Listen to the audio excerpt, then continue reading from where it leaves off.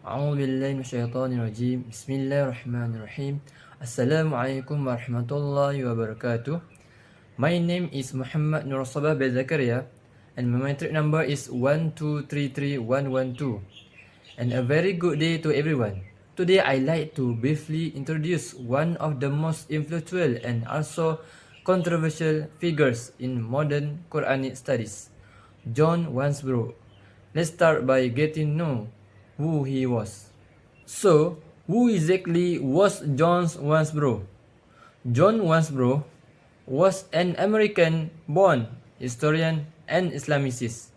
He was born in 1928 in Illinois and later became a professor at SOAS in London, where he spent most of his academic life. He was not only a scholar of Semitic studies but also served as vice chancellor of SOAS for a period. His deep knowledge in classical language gave him unique tools to critically study early Islamic texts. Now that we know his background, let's explore what he actually contributed to the field. John Wansbrough influence really comes through in his two major works. The first is Quranic Studies, published in 1977, and the second is the Sectarian Milieu from 1978. In these books, he used critical literary methods similar to those used in biblical studies to examine Islamic texts.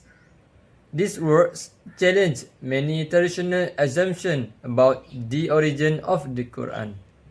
Let me share some of the key ideas he introduced. Here is where his views get a bit more controversial. Wansbrough argued that the Quran was not compiled during the lifetime of Prophet Muhammad, but rather evolved over a longer period. He also believed that the Quran reflects a mix of Jewish and Christian influences, as it emerged from what he called a sectarian milieu. Lastly, he suggested that many of the traditional Islamic narratives were written down later to give a sense of unity and authority. Let's take a quick look at how he arrived at this conclusion. So, what method did he use to support his theories?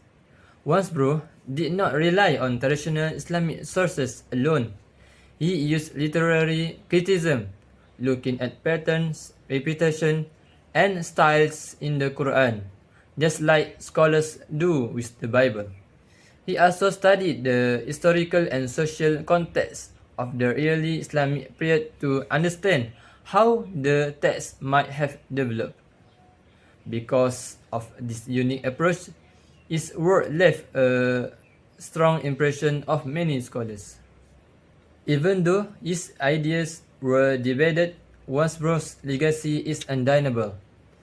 He inspired a new wave of scholars like Michael Cook and Patricia Crone, who also questioned traditional Islamic historiography. Thanks to him, revisionist Islamic studies became an established academic field. Whether people agree with him or not, he definitely changed the conversation. Let me end by summing up what makes Wansbrough a figure worth knowing. Last but not least, to conclude, Wansbrough's theories might not sit well with traditional scholars, but they offer a different lens to view Islamic history. His work encourages critical thinking, academic honesty, and the courage to question long-standing narratives.